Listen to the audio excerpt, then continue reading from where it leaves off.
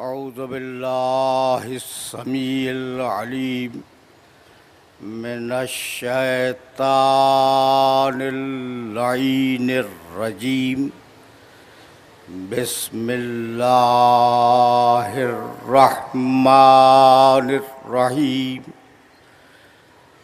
الحمد للہ الملک الحق المبین المتصاغر لعظمتہ جبابرۃ الطاغین المتخاضع لکبریائہ عتاۃ المتمردین المعترف بربوبیتہ سائر الخلق اجمعین والصلاة والسلام والتحیۃ والاکرام علی اشرف النبیین وخاتم المرسلین سیدنا و مولانا ابی القاسم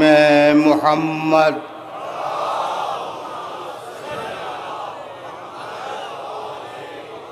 وأهل بيته الطيبين الطاهرين المعصومين المظلومين أما بعد فقد قال الله سبحانه وتعالى في محكم كتابه المبين بسم الله الرحمن الرحيم سبح اسم ربك الأعلى الذي خلق فسوى والذي قدر فهدى والذي أخرج المرعى فجعله غثاء أحوى الصلوات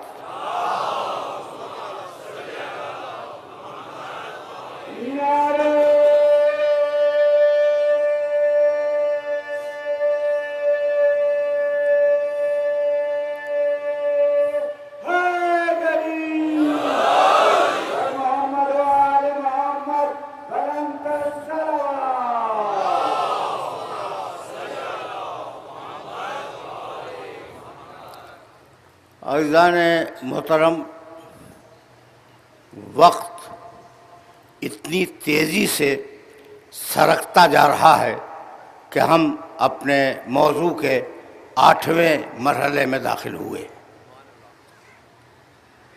ظاہر ہے کہ میں اس 8ویں مرحلے میں کچھ نہ کچھ تو عرض کروں گا اور ان آیات کا ترجمہ بھی کروں گا، لیکن ایک عجیب بات یہ ہے کہ متواتر جس دن سے یہ مجلسیں شروع ہوئی ہیں اس دن سے ملک کے اور شہر کے ارباب حل و عقد مسلسل تشریف لا رہے ہیں، اور یہ ایک بڑی خوشایند بات ہے۔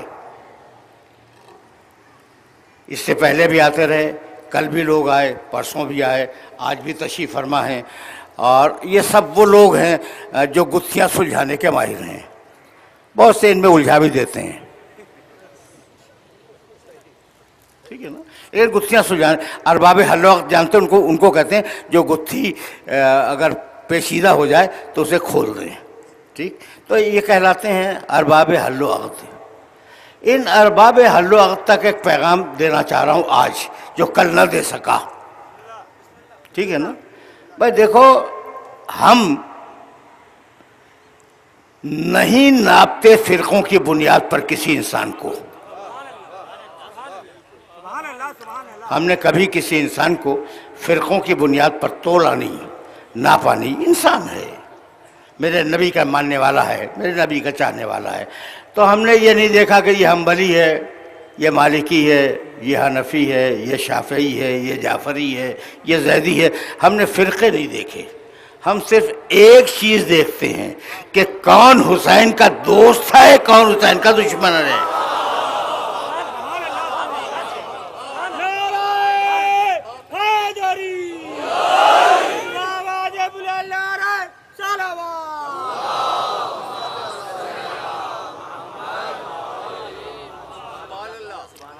ہم اس سے زیادہ تو کچھ جانتے ہی نہیں، سمجھ رہے ہو نا بات کو؟ اچھا بھائی، تو اب یہ تو ایک جملہ تھا جسے تم جملہ معترضہ کہہ سکتے ہو. اب واپس چلو، اس لیے کہ گفتگو کا 8واں مرحلہ ہے اور کچھ نہ کچھ تو تمہاری خدمت میں پیش کرنا ہے. بھائی بات یہ ہے کہ میں مسلسل سورہ اعلیٰ کی ابتدائی 5 آیتوں کی تلاوت کر رہا ہوں. بسم اللہ الرحمن الرحیم، سبح اسم ربک الاعلیٰ، اپنے رب اعلیٰ کے نام کی تسبیح کرو. یہ رب تمہارا اعلیٰ ہے. الذی خلق، یہ خالق ہے. فسوا، یہ تمہیں بہترین بنانے والا ہے. والذی قدر، اس نے تمہاری تقدیر معین کی ہے. ہدا، اور ہدایت بھی اسی نے کی ہے. بت پرستوں کے معاشرے میں جب اسلام آیا ہے، 365 خداؤں کے دور میں اسلام آیا ہے، تو بت پرستوں کے معاشرے میں اندیکھے اور انجانے خدا کو پہچانوانا آسان نہیں تھا. بہت توجہ رکھنا. دیکھو، وہ ان کے جو بت تھے نا، وہ دیکھے جا رہے تھے، نظر آ رہے تھے، ان کی ایک شکل و صورت تھی، اور محمد رسول اللہ جس خدا کو لے کے آئے اس خدا کا کچھ پتہ ہی نہیں کہ کیسا ہے نا. تو اندیکھے معاشرے میں، بھائی بہت توجہ رہے، اندیکھے معاشرے میں جس میں یہ خدا دیکھا نہیں گیا، اندیکھے خدا کو پہچانوانا آسان نہیں تھا. اس لیے قرآن نے ایک اصول تجویز کیا، اور وہ اصول یہ کہ بھائی ذات تو پہچانی نہیں جا سکتی، صفتوں سے پہچانو. ذات تو خدا کی پہچانی نہیں جائے گی، اور نہ پہچانی جا سکتی ہے، تو صفتوں سے پہچانتے رہو. اور بار بار صفت خالقیت پہ زور دیا کہ تمہارا اللہ وہ ہے جو تمہارا خالق ہے، تمہارا رب وہ ہے جو تمہارا خالق ہے، جو تمہیں بطن آدم سے لایا، جو تمہیں ماؤں کے ارحام کے اندر لے کے آیا. یہ بار بار قرآن مجید نے ریپیٹ کیا ہے. ریپیٹ کا لفظ میں نے سمجھانے کے لیے کہا، ورنہ قرآن مجید میں کوئی جملہ ریپیٹ نہیں ہے، ہر جملہ معنی دیتا ہے. یہ جملہ میں نے سمجھانے کے لیے عرض کیا تھا. اچھا بھائی، تو اب کہنے لگا کہ عجیب مرحلہ فکر ہے. میں یہ آیات پڑھ چکا ہوں، صرف سرنامہ کلام کو مربوط کرنے کے لیے ان آیات کو آپ کی خدمت پیش کر رہا ہوں. ایک آیت میں ارشاد فرمایا، والتین، بسم اللہ الرحمن الرحیم، والتین والزیتون وطور سینین وہذا البلد الامین لقد خلقنا الانسان فی احسن تقویم. ہم نے انسان کو بہترین بنایا. دیکھو احسان رکھ رہا ہے کہ ہم نے بہترین بنایا. دوسرے سورہ میں ارشاد فرمایا، بسم اللہ الرحمن الرحیم، هل أتى على الإنسان حين من الدهر لم يكن شيئا مذكورا إنا خلقنا الإنسان من نطفة أمشاج نبتليه فجعلناه سميعا بصيرا إنا هديناه السبيل إما شاكرا وإما كفورا. انسان پہ دور گزرا کہ وہ قابل ذکر نہیں تھا، پھر ہم نے اس انسان کو خلق کیا، ملے ہوئے پانی سے خلق کیا. من نطفت امشاج، ہم نے اسے خلق کیا امتحان لینے کے لیے، اور ہم نے اسے قوت سماعت دے دی، ہم نے اسے قوت بصارت دے دی. دیکھتے جا رہے ہو کس طریقے سے وہ تمہارے سلسلے میں تمہاری تخلیق پہ بات کر رہا ہے. کہنے لگا، یخلقکم فی بطون امہاتکم خلقا من بعد خلق فی ظلمات ثلاث. کیا سمجھتے ہو تم اللہ کو؟ تمہاری ماں کے پیٹ میں 3 تاریکیوں کے پردے کے اندر تمہارا اللہ تمہیں خلق کرتا ہے. 3 تاریکیاں. یہ جب انسان بنتا ہے نا پیٹ میں، ماں کے پیٹ میں جب بنتا ہے، تو قرآن نے چیلنج کیا کہ 3 تاریکیاں. پہلی تاریکی وہ جھلی جو اس بچے کے اوپر ہے. دوسری تاریکی بتاؤ، ماں کا شکم جو اس کے اوپر ہے. تیسری تاریکی یہ کھال جو پیٹ کے اوپر ہے. تو 3 تاریکیوں کے اندر ہم نے تمہیں خلق کیا، وَيُصَوِّرُكُمْ فِي الْأَرْحَامِ كَيْفَ يَشَاءُ، اور اس نے تمہاری تصویریں بنائی تمہاری ماؤں کے پیٹ میں. اللہ سمجھو، میرا اللہ اگر سمجھ میں آ گیا تو پھر دنیا کی ہر چیز سمجھ میں آ جائے گی. یصورکم فی الارحام کیف یشاء، وہ تمہاری تصویریں بناتا ہے، تصویریں بناتا ہے تمہاری ماؤں کے پیٹ میں. کیف یشاء، جیسا اس کا دل چاہے ویسی تصویر بنا دی. ٹھیک ہے نا؟ کہنے لگا سورہ حشر میں هو اللہ الخالق الباری المصور، ہم مصور ہیں. کتنا زور ہے تصویر پہ. تو صفتوں کے ذریعے وہ سمجھا رہا ہے کہ میں کون ہوں. قرآن کا کمال یہ بھی ہے کہ اتنی صفتیں دے دی کہ کوئی صفت خالی نہ رہ جائے پروردگار کی ایسی جو قرآن میں موجود نہ ہو. تو اب روک رہا ہوں اس موقع پر، هو الذی یصورکم فی الارحام کیف یشاء، اللہ تمہاری ماؤں کے پیٹ میں تمہاری تصویریں بناتا ہے. ابھی دیکھو بھائی، ایک آدمی ابھی بہت دور سے تصویر بنا رہا تھا کیمرے سے، ابھی کچھ اور بھی آئیں گے اور وہ میری مجلس کو ڈسٹرب کریں گے تصویر بنا کر. خدا کرے کہ نہ آئیں. ہوتا ہے جناب، یہ بھی ہوتا ہے. اچھا، تو اب اس لیے کہ سلسلہ فکر اگر ٹوٹ جائے تو بات کرنے میں مزہ نہیں ہے. اچھا بھائی، تو تصویریں بنا رہا ہے. دیکھو، چھوڑو ان مصوروں کو، آج کی فوٹوگرافی کی چھوڑو. وہ پرانے زمانے میں جب تصویر بناتے تھے تو مصور کو روشنی کی ضرورت ہوتی تھی. روشنی ہو جب تو تصویر بنائے. کینوس کی ضرورت ہوتی تھی. کینوس ہو جب تو پینٹ کرے. سمجھ رہے ہو؟ سبحان اللہ سبحان اللہ. تمہارا یہ تصویر بنانے والا ایسا ہے کہ روشنی میں تصویر نہیں بناتا، تاریکیوں کے 3 پردوں کے اندر بناتا ہے. سبحان اللہ سبحان اللہ. اور محمد و آل محمد سلمان. یہ کینوس پہ تصویر نہیں بناتا، پردہ آپ پہ بناتا ہے.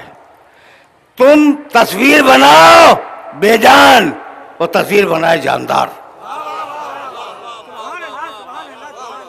یہاں تک میرے ساتھ آ گئے ہو نا آرام کے ساتھ، اور سوچ رہو گے یہ ہو کیا رہا ہے. بھائی اللہ کا ذکر ہو رہا ہے، سوچتے رہو. سوچتے رہو اللہ کا ذکر ہو رہا ہے. اچھا بھائی، تو اللہ تصویر بناتا ہے. اچھا ایک بات سنو، اور کبھی کبھی تم تو عادی ہو نا 30 35 40 سال سے میرے طریقہ کلام سے، کبھی کبھی مجھے آزاد بھی چھوڑا کرو کہ جو دل میں آ رہا ہے وہ کہہ دوں.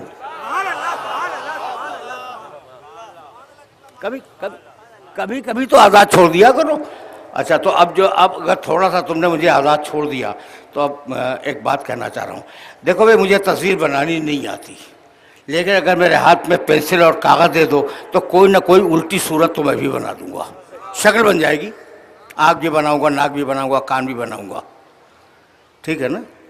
اچھا، اور تم نے دیکھا کہا ہاں یہ بگڑے ہوئے انسان کی تصویر ہے. تصویر تو ہے لیکن یہ بگڑی ہوئی تصویر ہے. ٹھیک. اچھا، اب آپ نے کہا بھائی دوسری بنا دیجیے بالکل ایسی. بالکل ویسی نہیں بنا سکتا، لیکن اب جو بناؤں گا وہ اور کچھ اور رنگ کی ہو جائے گی. ٹرینڈ مصور ایک جیسی تصویر بنا لے، ایک بنائی ویسے ہی دوسری بنا دی، ویسی تیسری بنا دی. لیکن جو مصور قادر نہ ہو، ہماری طرح اناڑی ہو، وہ جب بنائے گا ایک نئی تصویر بن جائے گی. تو عجیب مصور ہے کہ کروڑوں بنا دیے، کروڑوں بنا چکا، خربوں بنائے گا، اور نہ آنکھ سے آنکھ ملتی ہے، نہ کان سے کان ملتا ہے، نہ زبان سے زبان ملتی ہے، نہ نظر سے نظر ملتی ہے.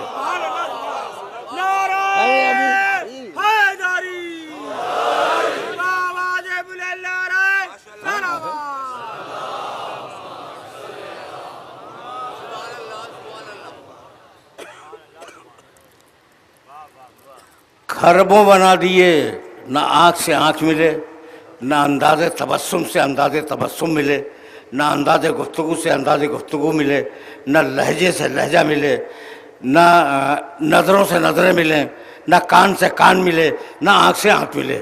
تو جب بنائی ایک نئی تصویر بن گئی. یہی تو ہوا بھائی. اتنے سارے بیٹھے ہیں، کوئی ایک دوسرے سے مشابہ جب بناتا ہے ایک نئی تصویر بناتا ہے. تو کہہ سکتے تھے کہ مصور اناڑی ہے. سبحان اللہ سبحان اللہ. یہی تو میں نے تم سے لبرٹی مانگی تھی. کہہ سکتے تھے کہ مصور اناڑی ہے، جب چاہتا ہے کہ تصویر بنائے ایک نئی تصویر بن جاتی ہے. تو کہنے لگا کہ خربوں بناؤں گا، آنکھ سے آنکھ نہ ملے گی، کان سے کان نہ ملے گا، دماغ سے دماغ نہ ملے گا، ذہن سے ذہن نہ ملے گا، انداز تکلم سے انداز تکلم نہیں ملے گا. خربوں بناؤں گا جو نہیں ملیں گے، اور 12 ایسے بنا دوں گا کہ جیسا پہلا ہوگا ویسا آخری ہو.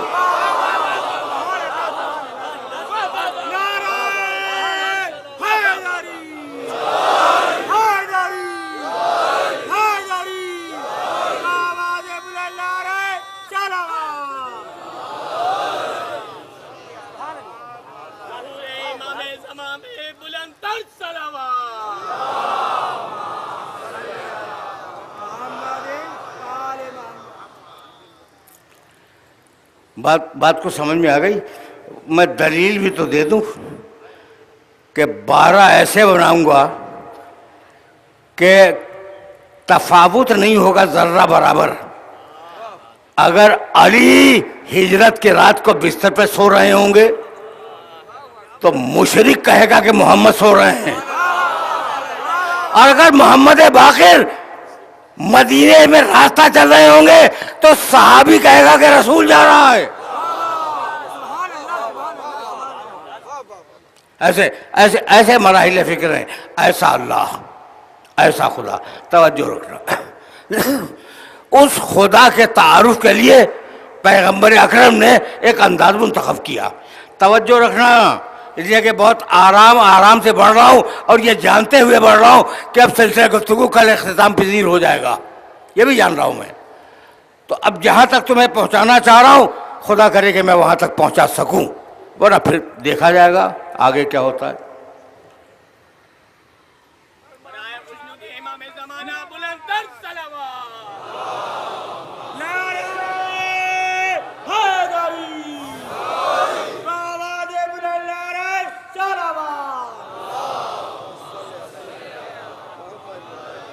اب پیغمبر کی پالیسی، اب میرے نبی کی پالیسی دیکھو کہ میرے نبی نے پالیسی کیا اختیار کی. مشرکوں کے شہر میں کہنے لگے تمہارے بت اندھے، میرا اللہ جس چیز کو چاہے دیکھے. سبحان اللہ سبحان اللہ سبحان اللہ. تمہارے بت لولے لنگڑے، میرا اللہ ہر شے پہ قادر. تمہارے بت اپاہج، جہاں پڑھے ہیں وہاں پڑھے ہیں، میرا اللہ ہر شے پہ قادر ہے. تو پہلے بتوں کے عیب گنائے اور پھر اللہ کی تعریف کی. پہنچ گئے، آرام سے پہنچ گئے اس مرحلے تک. میرے نبی نے کیا کیا، پالیسی کیا دی؟ پہلے تمہارے بت لولے، تمہارے بت لنگڑے، تمہارے بت اندھے، تمہارے بت کانے، تمہارے بت اپاہج. میرا خدا ہر شے پہ قادر ہے. میرا خدا جس چیز میں چاہے کلام پیدا کر دے. میرا خدا جو چاہے کرے، ما یشاء، جو چاہے کرے. تو پہلے بتوں کی برائی کی، ان کے عیب گنائے. تو طریقہ میرے نبی کی تبلیغ کا یہی ہے کہ پہلے برے کی برائی بیان کرو،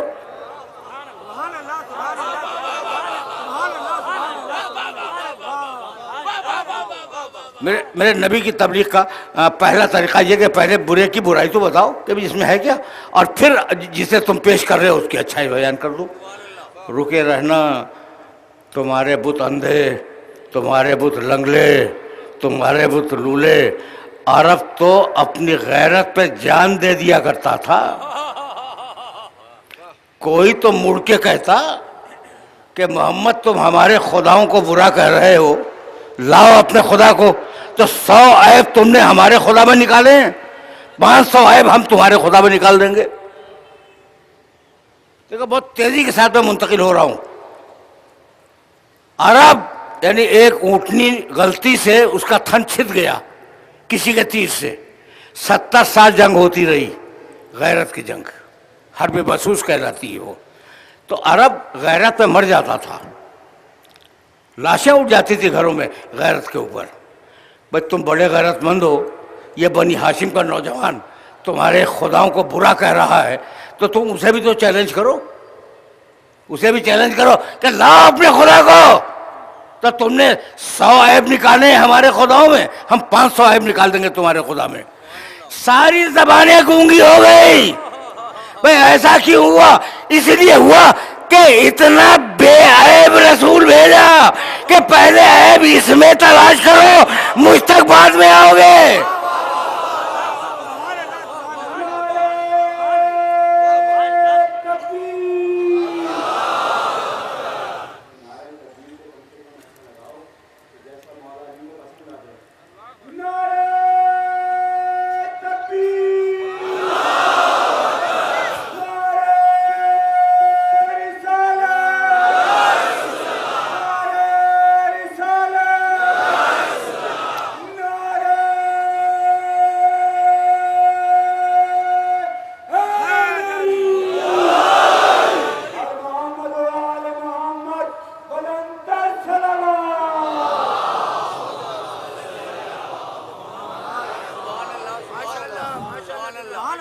بس اسی مقام سے سلسلہ فکر آگے بڑھ جائے گا، اور اب توحید پہ بہت زیادہ تمہیں روکوں گا نہیں۔ وہ خالق ہے، جیسا چاہے خلق کرے، یخلق ما یشاء، جیسا چاہے خلق کرے۔ وہ باری ہے، عدم سے وجود میں لانے والا ہے۔ وہ جسے جیسی شکل چاہے اسے عطا کر دے، وہ جسے جو رتبہ دے اسی کو حق ہے، کسی اور کو نہیں ہے۔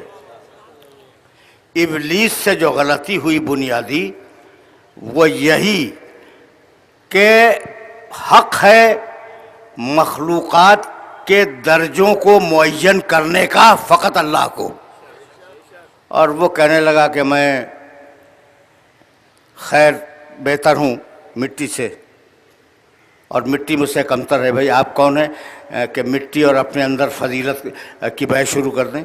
بھائی جس نے بنایا ہے وہ بتا کہ مٹی افضل ہے یا آگ افضل ہے، ایسا ہے یا نہیں؟ اچھا تو بڑا توحید پرست تھا، کہنے لگا تیرے علاوہ کسی کو سجدہ نہیں کروں گا، تیرے علاوہ کسی کو سجدہ نہیں کروں گا۔ اور اتفاق سے فرشتوں نے سجدہ کر لیا آدم کو۔ یہی تو ہوا، واقعہ تو یہی ہے کہ فرشتوں نے آدم علیہ السلام کو سجدہ کر لیا۔ جب سجدہ کر لیا تو اب وہ بدعتی ہوں یا ان کا عقیدہ اچھا نہ ہو، جہاں تھے وہیں رہے، اور وہ جو بڑی توحید کا علم بلند کر رہا تھا وہ ذلیل کر کے نکالا گیا یا نہیں؟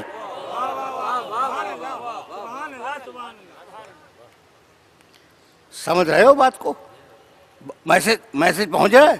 نعوذ باللہ یہ بدعتی سمجھانے کے لیے میں نے کہا ہے کہ فرشتے تو حکم الہی کی پابندی کر رہے تھے، لیکن اب اگر کوئی اور ہوتا نا، آج کا ملا جناب فاروق ستار صاحب، آج کا ملا اگر ہوتا کہہ دیتا بدعتی تھے،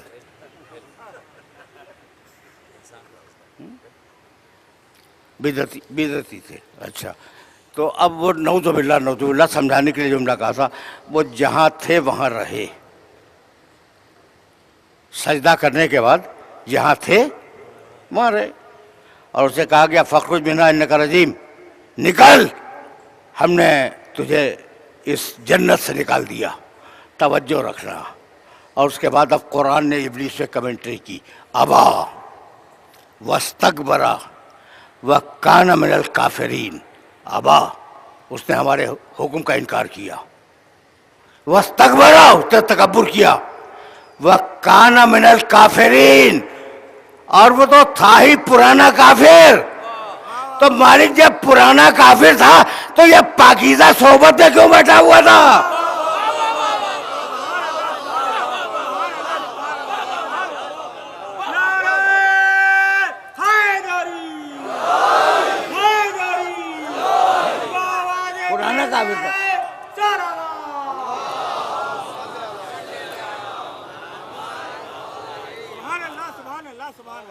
جب وہ پرانا کافر تھا تو اس پاکیزہ صحبت میں، فرشتوں کی پاکیزہ صحبت میں بٹھانے کی ضرورت کیا تھی؟ کہا یہ ہماری مصلحت ہے، اگر ہمارے پاس بیٹھا ہوا نہ ہوتا تو اس کا کفر کبھی نہ کھلتا۔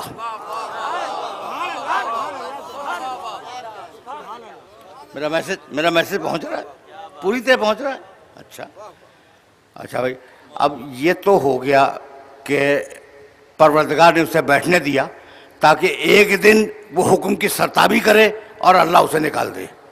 اللہ کا منصوبہ تو سمجھ میں آ گیا۔ وہ کیوں بیٹھا ہوا تھا؟ اس کی بھی تو کچھ سائیکولوجی ہوگی نا۔ ابلیس کیوں بیٹھا ہوا تھا؟ اب مجھے کیا معلوم کہ کیوں بیٹھا ہوا تھا، آج تک ملاقات کا شرف بھی حاصل نہیں ہوا کہ پوچھا جا سکے کہ جناب آپ کیوں تشریف فرما تھے۔ لیکن جو علماء نے لکھا ہے وہ تو میں بیان کر سکتا ہوں نا۔ کہنے لگے کہ وہ سن چکا تھا کہ اللہ خلیفہ بنانے والا ہے۔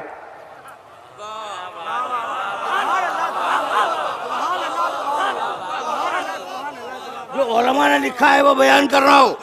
کہنے لگے کہ وہ سن چکا تھا کہ اللہ ایک خلیفہ بیان کرنے والا ہے، ایک خلیفہ بنانے والا ہے، تو اس کے دل میں تمنا ہوئی کہ یہ خلافت مجھے مل جائے۔ پہلو میں آ کے بیٹھ گیا۔ اب نمازیں بھی ہیں، روزے بھی ہیں، تسبیحیں بھی ہیں، سب کچھ ہو رہا ہے۔ اشہدو ان لا الہ الا اللہ، اشہدو ان لا الہ الا اللہ، سب کچھ ہو رہا ہے خلافت کے لیے۔ اور جب خلافت کہیں اور چلی گئی تو چہرہ بگڑ گیا یا نہیں؟ تو ایک ہوتا ہے خلافت سے پہلے کا چہرہ، دوسرا ہوتا ہے خلافت کے بعد کا چہرہ۔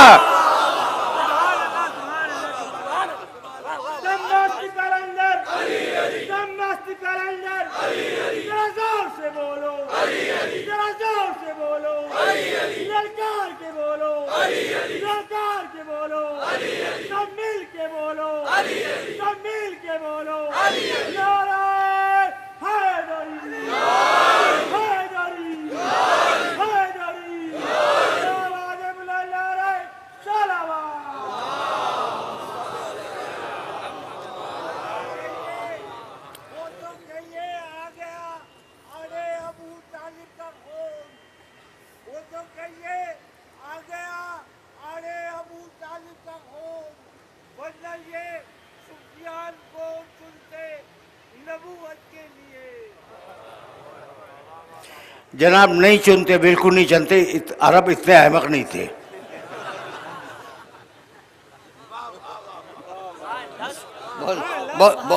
بہت سیدھی بات کر رہا ہوں آپ سے۔ یہ شعر اچھا ہے، اچھا شعر تو اس کی داد دینی چاہیے۔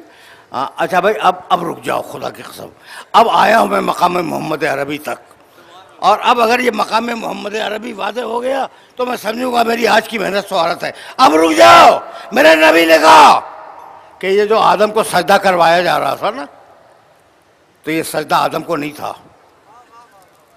میں ان روایات کو پڑھنے کا عادی ہوں جو کنٹروورشل نہ ہو، مختلف فرقوں نے لکھی ہوں۔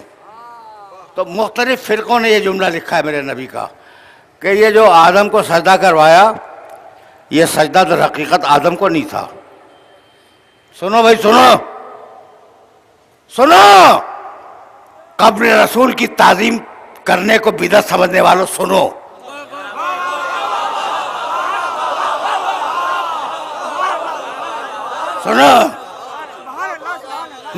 میرے نبی نے کیا کہا کہ یہ جو سجدہ کروایا تھا آدم کو،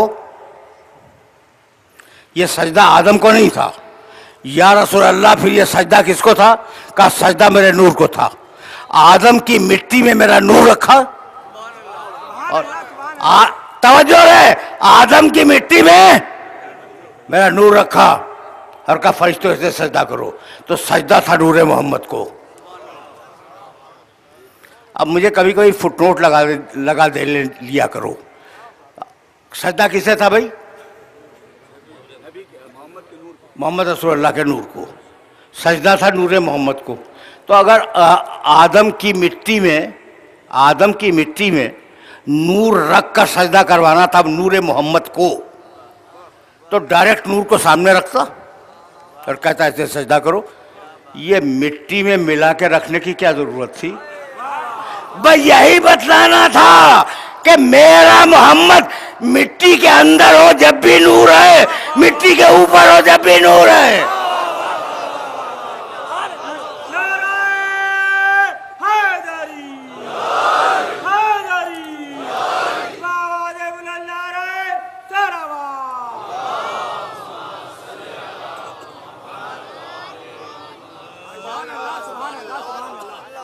اب میں مقام محمد عربی تک آیا، اور اب تمہیں اس مرحلے پر روک لوں گا۔ بھائی میں نے کبھی ایک جملہ کہا تھا، اور میرے اس جملے کو اپنے ذہن کے اندر محفوظ رکھ لینا، کہ ایک ہے اللہ کی کتاب، اس کا نام ہے قرآن، ایک ہے اللہ کا رسول، اس کا نام ہے محمد۔ دو چیزیں ہیں نا، ایک اللہ کی کتاب، اس کا نام ہے قرآن، ایک اللہ کا رسول، اس کا نام ہے محمد۔ دیکھنے میں یہ دو الگ الگ چیزیں ہیں، ہے ایک۔ علم الہی جب نور میں ڈھلا تو محمد کہلایا، جب لفظوں میں ڈھلا تو قرآن کہلایا۔ سمجھ رہے ہو بات کو؟ اب میں آیا ہوں مقام محمد عربی پر، ایک ہی سبجیکٹ کی 3 آیتیں ہیں، بلکہ 4، بلکہ زیادہ، اور ظاہر ہے کہ وہ ساری آتی جا رہی ہے دماغ میں، بیان کرتا جا رہا ہوں، ساری کی ساری تو بیان نہیں کروں گا۔ فَكَيْفَ إِذَا جِئْنَا مِنْ كُلِّ أُمَّةٍ بِشَهِيدٍ وَجِئْنَا بِكَ عَلَىٰ هَٰؤُلَاءِ شَهِيدًا۔ حبیب، قیامت کا دن اتنا عجیب دن ہوگا کہ ہم ہر نبی کو اس کی قوم پر گواہ بنا کے لائیں گے، اور حبیب تجھے ان سارے انبیاء پہ گواہ بنائیں گے جنہیں کبھی رسول نے دیکھا ہی نہیں۔ یہ فٹ نوٹ میرا ہے، جنہیں کبھی رسول نے دیکھا ہی نہیں ان کا گواہ بنائیں گے۔ ایک آیت سورہ مزمل، انا ارسلنا الیکم رسولا شاہدا علیکم کما ارسلنا الی فرعون رسولا۔ ہم نے جیسا فرعون کے پاس رسول بھیجا تھا ویسا ہی رسول بھیجا ہے، یہ تمہارا گواہ ہے۔ 2 آیتیں توجہ رکھنا۔ وَيَوْمَ سورہ نحل 16واں سورہ قرآن کا، نَبَعْثُ فِي كُلِّ أُمَّةٍ شَهِيدًا عَلَيْهِمْ مِنْ أَنفُسِهِمْ وَجِئْنَا بِكَ شَهِيدًا عَلَىٰ هَٰؤُلَاءِ وَنَزَّلْنَا عَلَيْكَ الْكِتَابَ تِبْيَانًا لِكُلِّ شَيْءٍ وَهُدًى وَرَحْمَةً وَبُشْرَىٰ لِلْمُسْلِمِينَ۔ حبیب، قیامت کے دن ہر نبی کو اس کی امت پر گواہ بنائیں گے، اور حبیب تجھے ان نبیوں پہ گواہ بنائیں گے۔ عادل کے خلاف ہے اگر گواہی نہ دے، اور عادل کے خلاف ہے اگر دیکھ کے گواہی نہ دے۔ میں نے پوری گھنٹے بھر کی تقریر سے ایک جملے میں کہہ دی، اور اس سے زیادہ زحمت سماعت نہیں دوں گا۔ یوم نبعث فی کل امۃ شہیدا علیہم من انفسہم وجئنا بک شہیدا علی ہؤلاء۔ سب پہ تجھے گواہ بنائیں گے، قیامت کا دن سارے نبیوں پر تجھے گواہ بنائیں گے۔ اور اب سنو گے آگے کیا کہتا ہے، وَنَزَّلْنَا عَلَيْكَ الْكِتَابَ تِبْيَانًا لِكُلِّ شَيْءٍ۔ حبیب، یہ قرآن ہم نے تیرے اوپر نازل کیا، تِبْيَانًا لِكُلِّ شَيْءٍ، اس میں ہر شے کا کھلا ہوا بیان ہے۔ وَهُدًى، یہ کتاب ہدایت ہے۔ وَرَحْمَةً، یہ کتاب رحمت ہے۔ وَبُشْرَىٰ، اور یہ کتاب بشارت ہے، للمسلمین، مسلمانوں کے لیے۔ اچھا بھائی، اب تو ہم آخری مرحلے میں داخل ہو گئے نا۔ کل کی تقریر، اس کا پرسوں مصاحب، اور گفتگو تمام ہو گئی۔ کچھ اجازت دیتے ہو کہ بیان کروں؟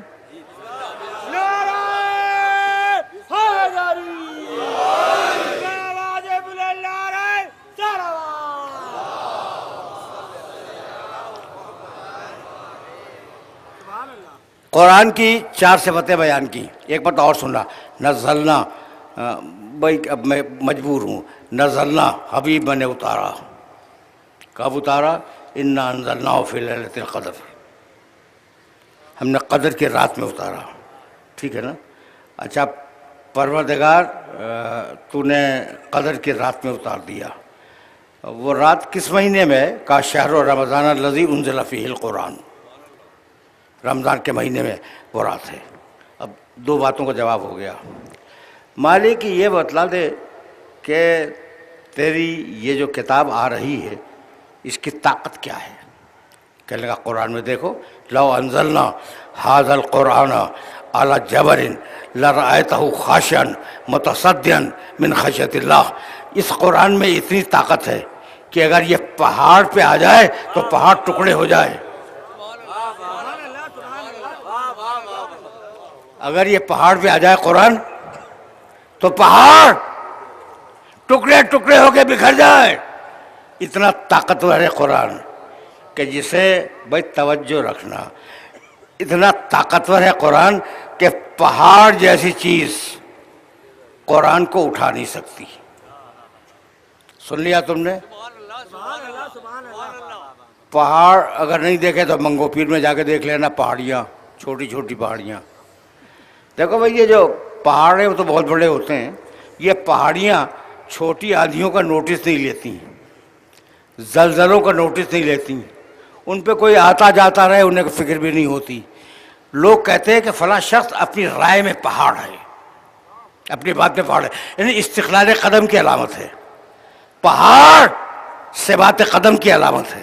جب پہاڑ ثبات قدم کی علامت ہے تو پروردگار کہتا ہے کہ اگر یہ قرآن پہاڑ پہ آ جائے تو پہاڑ ہٹ جائے اپنی جگہ چھوڑ کے۔ یہی تو کہا، یہی کہا۔ اب مجھے معاف کر دینا، یہ آیا کہاں؟ پھر آیا سنو، نزل بہ الروح الامین علی قلبک۔ حبیب اس قرآن کو میں نے تیرے دل پہ اتارا، جسے پہاڑ نہ اٹھا سکیں اسے میرے نبی کے دل نے اٹھا لیا۔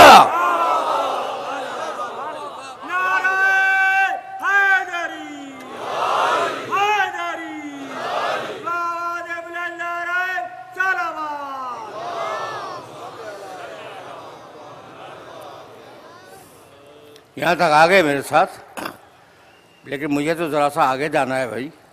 جسے پہاڑ نہ اٹھا سکے اسے میرے نبی کے دل نے اٹھا لیا، دل نے اٹھا لیا۔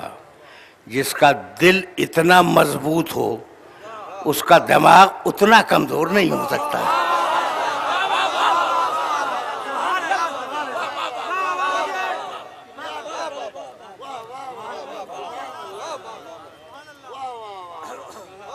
سمجھ رہے ہو نا؟ اچھا تو اب ذرا سا اور آگے بڑھ جائیں اور یہ آئے مبارکہ مکمل ہو جائے، اس لیے کہ ابھی تو میں مقام محمد عربی تک آیا ہی نہیں، خدا کی قسم ابھی نہیں پہنچا ہوں، اور پہنچنے والا ہوں، ان قریب پہنچنے والا ہوں۔ نزلنا علیک الکتاب، ہم نے اس کتاب کو نازل کیا، تبیانا لکل شیء، اس کتاب میں ہر شے کا کھلا بیان ہے۔ تبیان،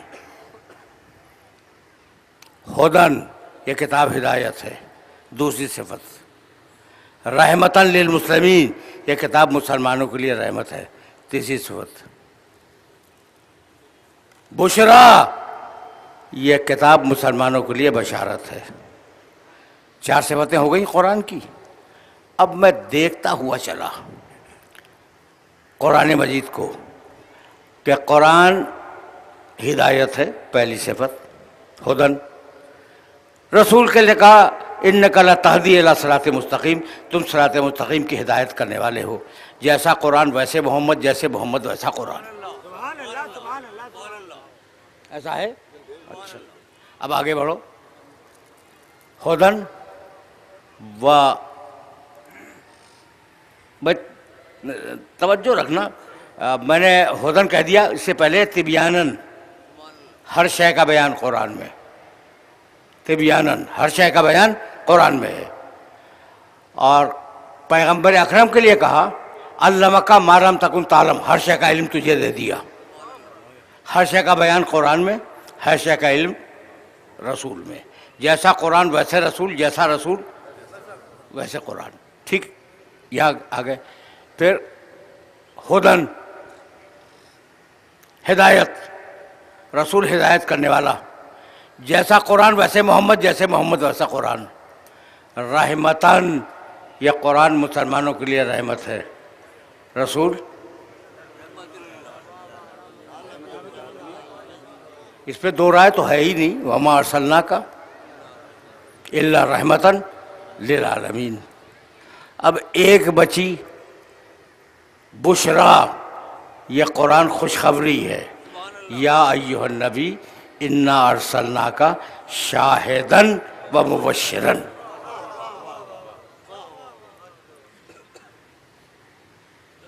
پر محمد و آل محمد سلوات۔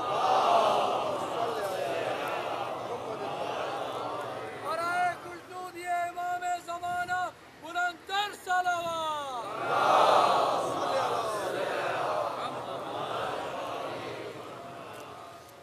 یا ایھا النبی انا ارسلناک شاہداً و مبشراً و نذیراً و داعیاً الی اللہ باذنہ و سراجا منیرا۔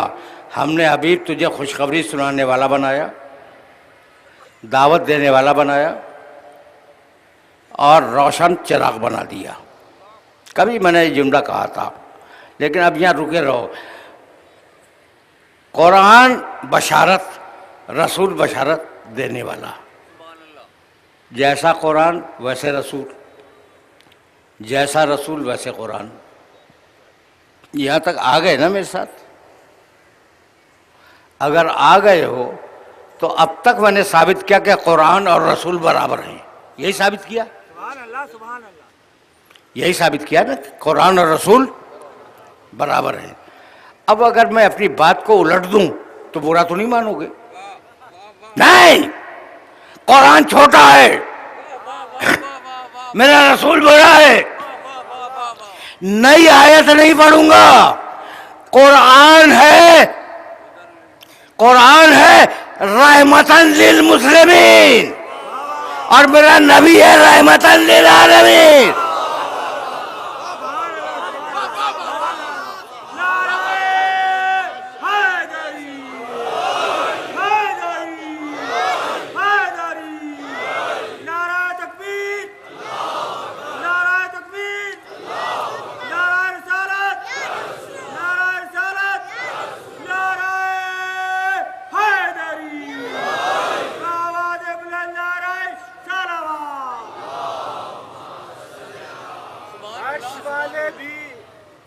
اسے عقدہ کشا کہتے ہیں، عرش والے بھی اسے عقدہ کشا کہتے ہیں۔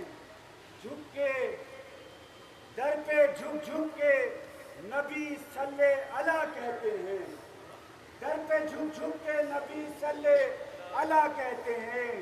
ارے احمقو، اس کو بشر کہنے سے پرہیز کرو، احمقو اس کو بشر کہنے سے پرہیز کرو، جس کے داماد کو کچھ لوگ خدا کہتے ہیں۔ نعرہ تکبیر، نعرہ تکبیر، نعرہ رسالت، نعرہ رسالت، نعرہ حیدری، اور محمد و آل محمد بلندتر صلوات۔ سبحان اللہ سبحان اللہ سبحان اللہ۔ اچھا بھائی، اب دیکھو نا، اب میں تو رسالت پہ بات کر رہا تھا، بیچ میں داماد رسول آ گئے۔ ایسا، اور میں جانتا ہوں کہ وہ جو داماد ہے وہ تمہاری بہت بڑی کمزوری ہے۔ شرف ہونا ہے، داماد کا شرف ہونا کوئی شک نہیں ہے، داماد رسول، لیکن اس سے بڑا شرف ہے نفس رسول۔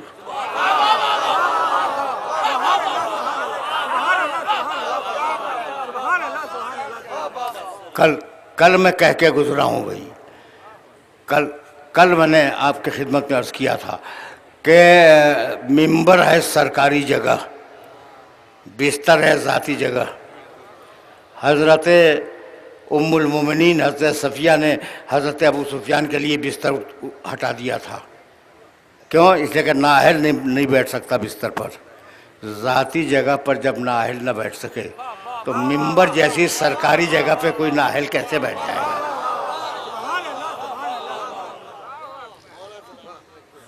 تو اب تو تم خود گھسیٹ کے لائے ہو مجھے اس مرحلہ فکر تک. تو اب سلسلہ فکر یہاں سے طویل نہیں ہوگا اور دامن وقت میں بہت زیادہ گنجائش نہیں ہے، لیکن رسول فائنل ہے. رسول اگر یہ کہہ دے کہ حق ہے تو حق ہے، رسول اگر یہ کہہ دے کہ باطل ہے تو باطل ہے. ٹھیک ہے نا؟ تو اب ایک روایت سنتے جاؤ. حضرت پیغمبر اکرم صلی اللہ علیہ وآلہ وسلم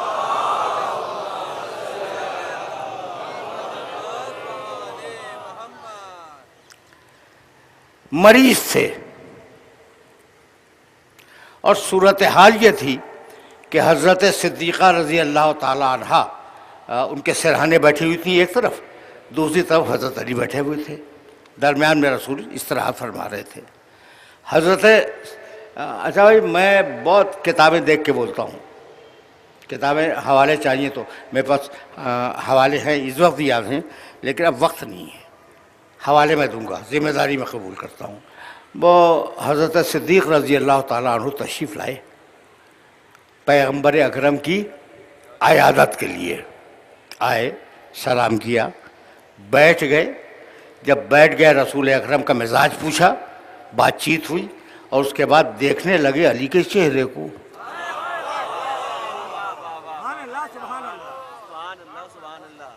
اب میرا تو جی یہ چاہتا کہ میں کہوں ہاتھ جوڑ کے کہ رسول کے چہرے کو دیکھیے. مسلسل یعنی اتنی مرتبہ دیکھا ہے علی کا چہرہ کہ بیٹی جو صدیقہ ہے، وہ خود صدیق ہے، بیٹی صدیقہ ہے، سچی خاتون، وہ گھبرا کے کہنے لگی کہ بابا آپ تو آئے تھے رسول اکرم کی عیادت کے لیے، یہ آپ علی کے چہرے کو مسلسل دیکھے جا رہے ہیں. تو کہنے لگے، ارشاد فرمایا کہ بیٹی کیا تو نے نہیں سنا، النظر الی وجہ علی عبادہ، علی کے چہرے پر نظر کرنا عبادت ہے. بھائی توجہ رکھنا. ایک روایت ملی صدیق سے، حضرت صدیقہ رضی اللہ تعالیٰ عنہ نے ارشاد فرمایا کہ بابا پھر علی کے بارے میں، علی وہیں بیٹھے ہوئے ہیں، علی کے بارے میں ایک روایت میں بھی سناؤں؟ کہا سناؤ. کہا میرے نبی نے کہا ذکر علی عبادہ، علی کا ذکر بھی عبادت ہے.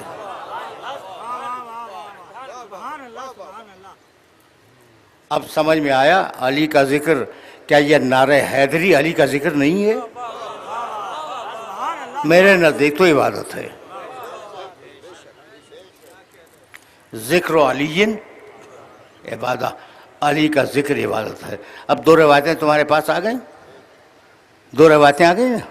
اب تیسری روایت پیغمبر اکرم لیٹے ہوئے ہیں، مسکرائے اور کہنے لگے اب تیسری روایت سناؤ یا رسول اللہ، حکم فرمائیے.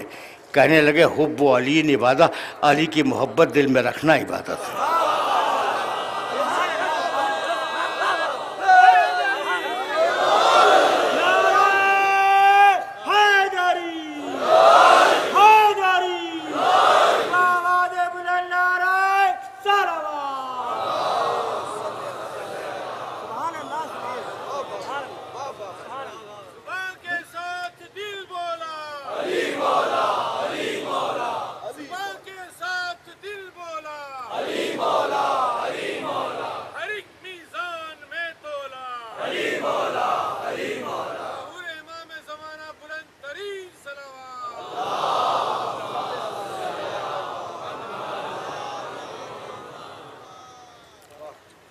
تقریر اپنے آخری مرحلوں میں داخل ہو گئی، لیکن نہیں، علی کا ذکر عبادت ہے. اب اتنی سچی زبانوں سے روایت آئی ہے کہ ملا روایت کا انکار نہیں کر سکتا تھا، دین خطرے میں آ جاتا. اگر روایت کا ملا انکار کر دے تو دین خطرے میں آ جائے. کہنے لگا کہ ہاں فرمایا تو تھا کہ علی کا ذکر عبادت ہے، فرمایا تھا، رسول اللہ نے فرمایا تھا. کتاب میں دیکھ کے حوالہ چاہیے، علامہ ابن اسیر جزری رحمۃ اللہ علیہ بہت بڑے عالم گزرے ہیں عالم اسلام کے، انہوں نے اپنی کتاب النہایہ میں یہ لکھا ہے، میں نے اپنی آنکھ سے دیکھا۔ کہنے لگے کہ ہاں یہ تو فرمایا تھا، بھئی یہ میرا آخری کلام ہے، کہ علی کا ذکر عبادت ہے، لیکن حقیقت میں عبادت نہیں تھا۔ اچھا، رسول کہہ رہے ہیں عبادت ہے اور آپ حقیقت تک پہنچ گئے، جو کمال ہی ہو گیا نا، کمال ہو گیا نا۔ اس کے بعد انہوں نے دلیل لکھی کہ اصل میں رسول نے کیوں کہا کہ علی کا ذکر عبادت ہے۔ بس آخری جملہ ہے میرا، رسول نے اس کا سبب ہے جو رسول نے کہا کہ علی کا ذکر عبادت ہے۔ کانا اذا خرج من منزلہ ہی، جب علی اپنے گھر سے نکلتے تھے اور مدینے کے لوگوں کی نگاہ پڑتی تھی ان کے چہرے پر، تو کوئی کہتا تھا لا الہ الا اللہ ما اعلم ھذا الفتح، لا الہ الا اللہ، کتنا بڑا عالم ہے یہ جوان۔ کوئی کہتا تھا لا الہ الا اللہ ما اسخا ھذا الفتح، لا الہ الا اللہ، یہ جوان کتنا بڑا سخی ہے۔ کوئی کہتا تھا لا الہ الا اللہ ما اکرم ھذا الفتح، لا الہ الا اللہ، یہ جوان کتنا بڑا کریم ہے۔ کوئی کہتا تھا لا الہ الا اللہ ما اشجع ھذا الفتح، لا الہ الا اللہ، یہ کتنا بڑا بہادر ہے۔ تو چونکہ زبان سے نکلتا تھا علی کا چہرہ دیکھ کر لا الہ الا اللہ، زبان سے نکلتا، تو رسول نے کہہ دیا علی کے چہرے کو دیکھنا عبادت ہے۔ کام ختم ہو گیا نا، کام ختم ہو گیا۔ اب میں ان بزرگ کے لیے کیا عرض کروں، ان کا نام بھی لے چکا، کہ وہ چاہتے تھے، کتنا بڑا کریم ہے، کتنا بڑا شجاع ہے، کتنا بڑا سخی ہے، کتنا بڑا بہادر ہے۔ ایک فضیلت کو چھپانا چاہا، 4 فضیلتیں خود لکھ گئے۔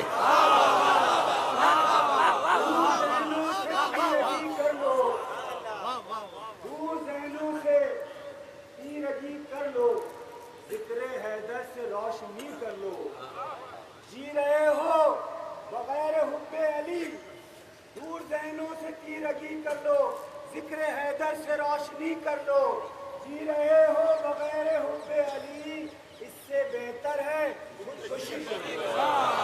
نعرہ حیدری، نعرہ خوشنودی آل محمد، بلند تر صلوات۔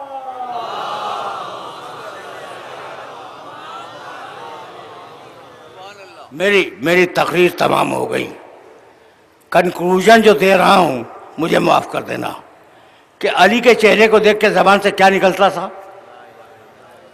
لا الہ الا اللہ۔ تمہیں تمہارے اللہ کی قسم، تمہیں تمہارے محمد رسول اللہ کی قسم، آدم سے لے کے رسول اللہ تک کس کام کے لیے آئے؟ لا الہ الا اللہ کہلوانے کے لیے۔ آدم آئے لا الہ الا اللہ کہو، نوح آئے لا الہ الا اللہ کہو، ابراہیم آئے لا الہ الا اللہ کہلوانے کے لیے سارے نبی آئے۔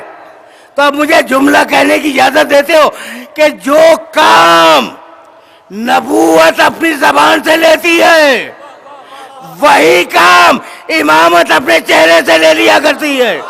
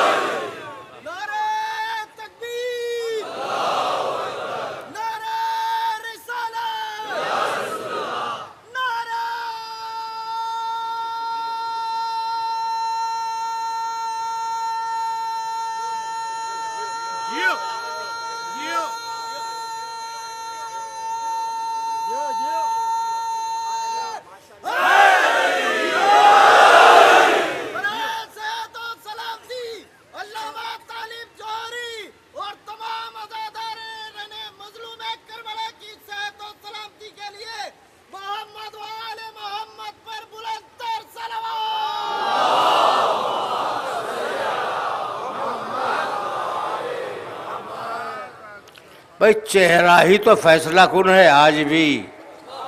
علی کا نام لے کے دیکھ لو کتنے چہرے بنتے ہیں کتنے چہرے بگڑتے ہیں.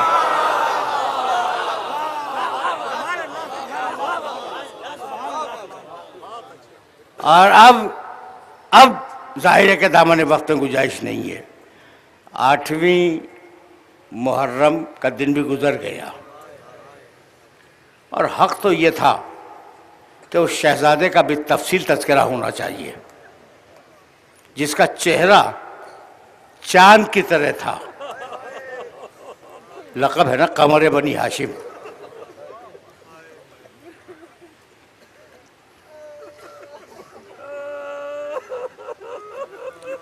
جب یہ بچہ پیدا ہوا تو سفید کپڑے میں لپیٹ کر علی کی گود میں دیا گیا. علی نے 2 کام کیے. نام رکھا عباس. نام کے بارے جانتے ہو؟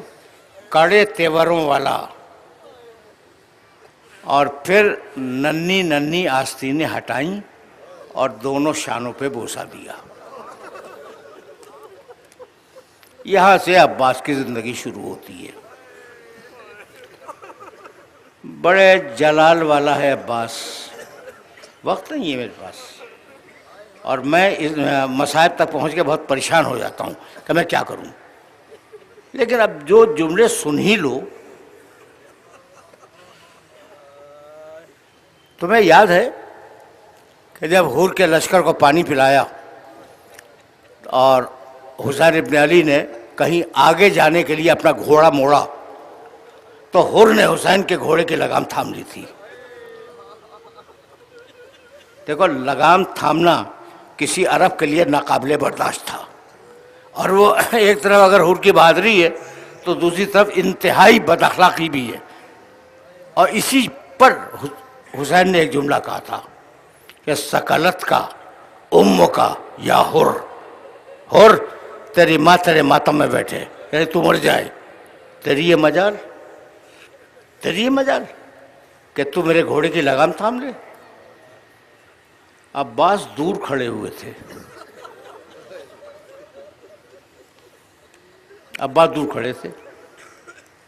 حر کانپنے لگا اور کہنے لگا فرزند رسول آپ نے تو میری ماں کا نام لے لیا لیکن میں کیا کروں کہ آپ کی والد ماجدہ کا نام میں وضو کے بغیر لے بھی نہیں سکتا.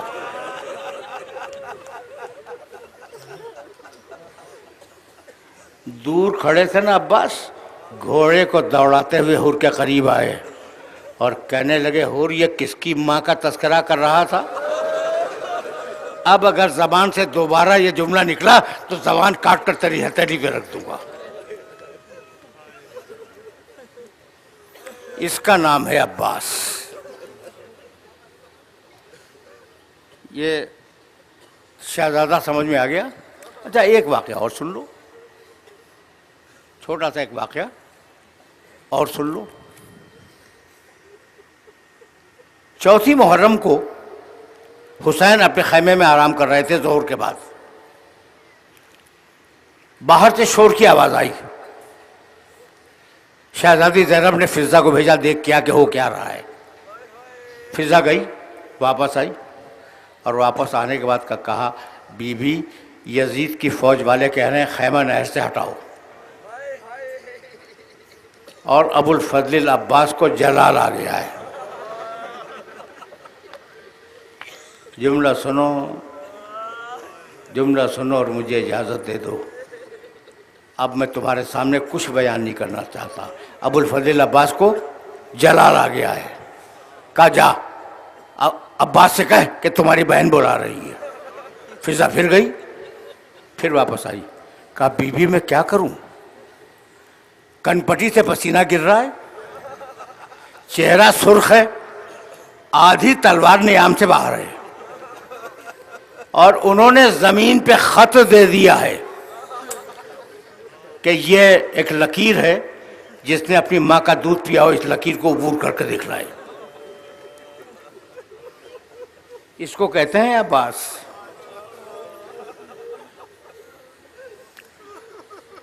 اب اتنے جلال میں جب عباس ہو تو اسے روکے کون؟ کہا فضہ جا اور عباس سے کہہ دے کہ اگر تم واپس نہیں آئے تو تمہاری بہن خیمے سے باہر آ جائے گی۔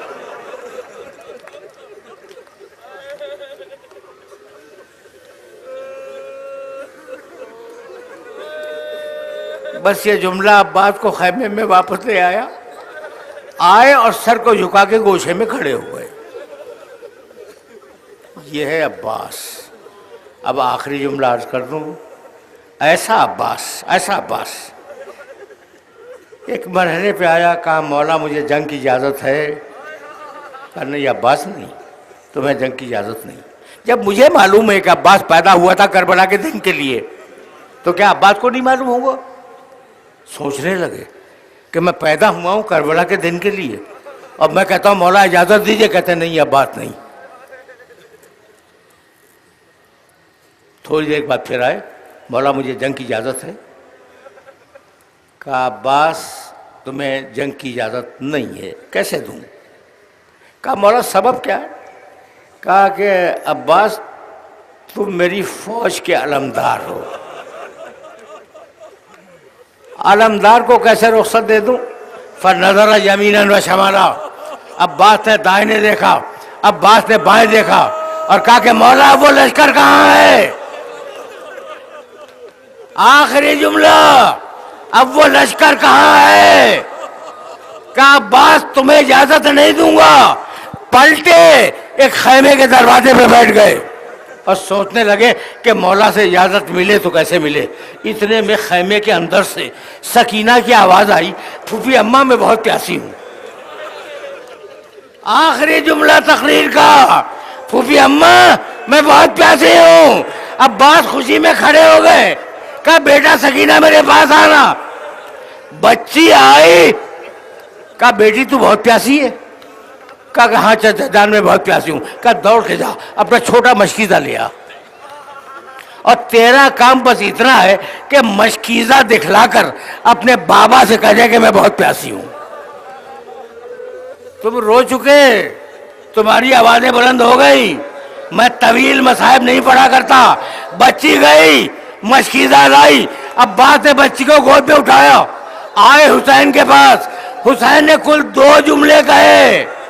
عباس میں سمجھ گیا کہ تم سکینہ کو کیوں لائے ہو، جاؤ میں نے تمہیں پانی لانے کی اجازت دے دی۔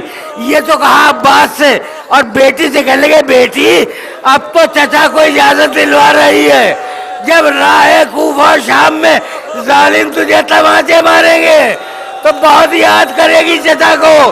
یہی سبب ہے کہ جب شمر کا تازیانہ اٹھتا تھا، بچی چچا کے سر کو لو کر نیزہ میں دیکھتی تھی، کہتی تھی واہ اماں واہ عباس۔